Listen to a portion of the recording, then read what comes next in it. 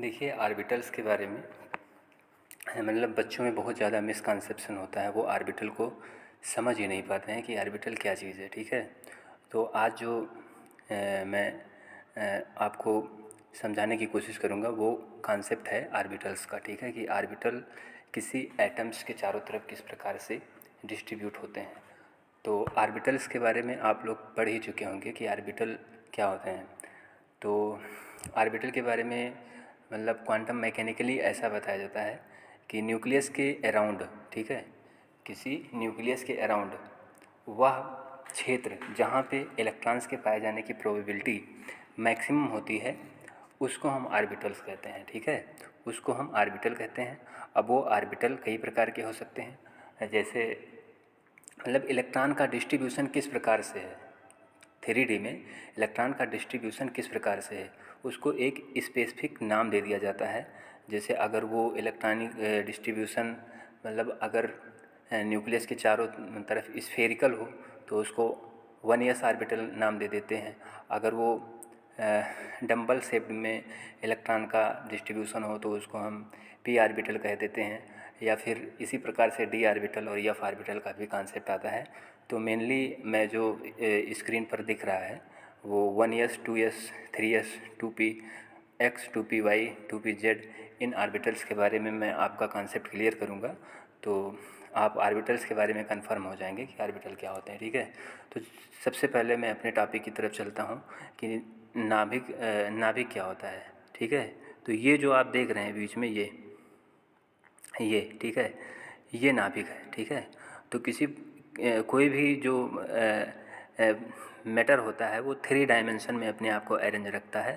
One is called X direction, another is Y and another is Z. ठीक है, तो 3 प्रकार से 3 डायरेक्शन होती हैं। ठीक है, तो इसमें आप देख सकते हैं कि ये जो एटम है इसका न्यूक्लियस जो है वो 3 डायरेक्शन में अपने आप को डिस्ट्रीब्यूट कर रखा है। ठीक है, कितने डायरेक्शन में?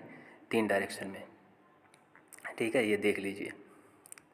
तो सबसे पहले मैं, जैसे ये न्यूक्लियस है, ये बीच में आप देख रहे हैं जहाँ पे मैं पॉइंट कर रहा हूँ, ये न्यूक्लियस है। ठीक है, अब मान लीजिए वो क्या नाम है, मैं नाइट्रोजन एटम की बात कर रहा हूँ, नाइट्रोजन एटम।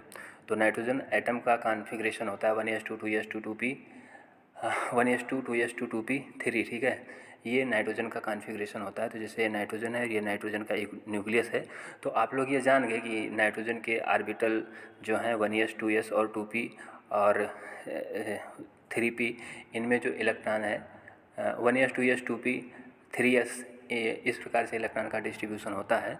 तो वो ऑर्बिटल किस प्रकार से होते हैं न्यूक्लियस के चारों तरफ अरेंज, उसको मैं समझाने की कोशिश करूँगा। ठीक है, तो एस ऑर्बिटल जो होता है वो 3 डायमेंशनल होता है, मतलब वो एक्स डायरेक्शन और वाई डायरेक्शन और जेड डायरेक्शन तीनों को कवर करता है और न्यूक्लियस के सबसे नज़दीक पाया जाता है, वो एस ऑर्बिटल होता है। ठीक है, देख लीजिए ये चीज़।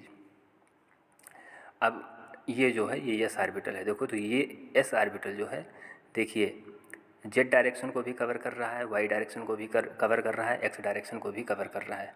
तो कहने का मतलब जो एस ऑर्बिटल होता है वो तीनों डायरेक्शन को कवर करेगा, एक्स वाई जेड। ठीक है, तो अब कहीं दिमाग में ये कॉन्सेप्ट मत पाल लेना कि जो एस ऑर्बिटल होता है वो सबसे छोटा होता है, ऐसा नहीं है। जैसे 3s ऑर्बिटल जो है इसकी साइज़ 2p ऑर्बिटल से बड़ी हो सकती है, वो मैं दिखा रहा हूँ। जैसे एस ऑर्बिटल से बड़ा कौन होगा? एस ऑर्बिटल से बड़ा 2s, देखो 2s ऑर्बिटल होगा। देखो एस ऑर्बिटल के चारों तरफ कौन आ गया? 2s orbital. ठीक है, मैं एस ऑर्बिटल को हटा देता हूँ तो देखो 2s ऑर्बिटल बड़ा है। ठीक है, तो इस प्रकार से 2s ऑर्बिटल को देख सकते हैं, 1s ऑर्बिटल को देख सकते हैं। ठीक है, अब 3s ऑर्बिटल जो है वो और बड़ा होगा, तो देख लीजिए ये 3s ऑर्बिटल आ गया। ठीक है, ये समझ में आ रहा होगा। ठीक है, मैं 2s 3s ऑर्बिटल को हटा रहा हूँ। ठीक है, अब देखो 1s ऑर्बिटल ये है। अब जैसे मैं पी एक्स ऑर्बिटल की बात करता हूँ। ठीक है, ये देखिए, तो पी एक्स है ना, तो पी एक्स ऑर्बिटल का मतलब electronic distribution in only x direction. ठीक है, तो देखो यहाँ पे मैं एस को हटा रहा हूँ, अब मैं पी एक्स को अच्छे से समझिए। ठीक है, ये देखिए ये एक्स डायरेक्शन है ना, देखो ये जो ऑर्बिटल है केवल एक्स एक्सिस में फैला हुआ है।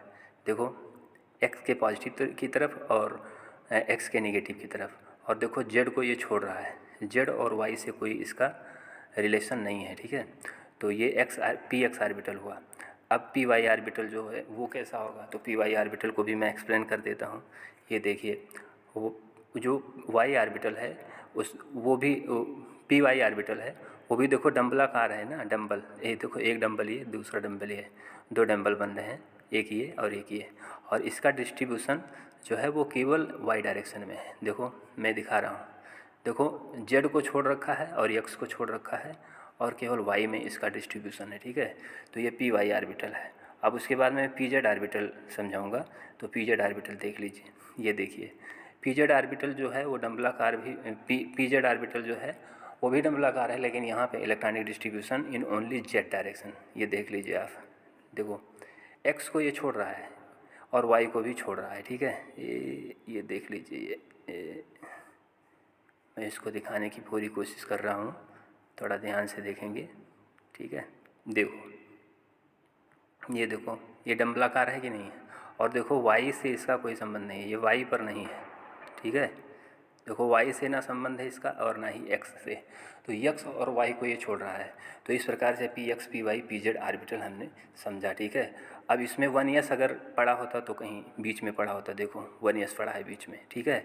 और इसमें 2s जो है वो थोड़ा बड़ा होता, और उसमें 3s देखो वो थोड़ा और बड़ा होता। अब देखिए 3s जो है वो 2p से बड़ा हो गया, देखिए बड़ा है कि नहीं बड़ा है। पी जेड को मैं हटा दे रहा हूँ, तो ये एस ऑर्बिटल है, ठीक है, ये 3s ऑर्बिटल है, ठीक है। तो आप समझ सकते हैं एस ऑर्बिटल किस प्रकार से होगा। 1s और 2p जेड को बना रहा हूँ, ये देख लीजिए, ठीक है। तो इस प्रकार से ऑर्बिटल जो होते हैं वो अपने आप को न्यूक्लियस के चारों तरफ अरेंज रखते हैं। ये देखिए 1s ऑर्बिटल, 2s ऑर्बिटल और बड़ा, 3s ऑर्बिटल और बड़ा, ठीक है।